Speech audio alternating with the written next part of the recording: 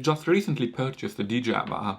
It means you want to try this drone to fly a bit more further than it is within the drone.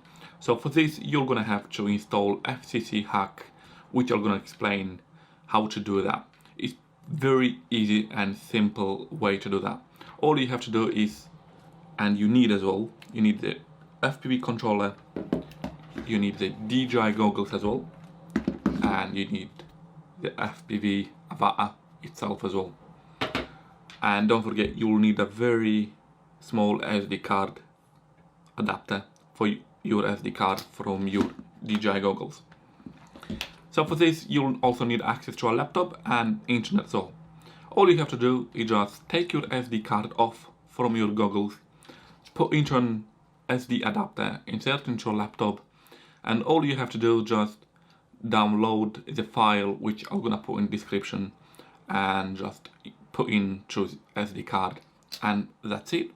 Once you've done that, you'll have to go to put back into your goggles, and from there you'll be able to go into menu, transmissions, and you'll be able to see 3 channels instead of 1. For that, you're gonna have to choose from auto to manual in transmissions, so you can see 3 channels instead of 1. Once you've done that, that's it. Your drone is now, how to say, it's already ready to fly a bit more further than it was before.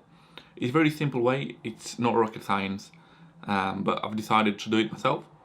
And to be honest, I still haven't tested it, but I'll give a test this weekend. So we'll see if there's any big difference. I usually fly in manual. Well, to be honest, I've tried only once and I've crashed it.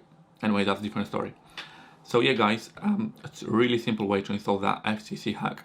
And once you've done that, you just go into transmission and you're going to be able to see 3 channels.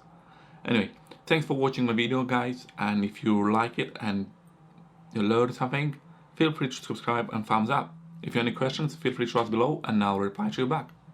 Thank you.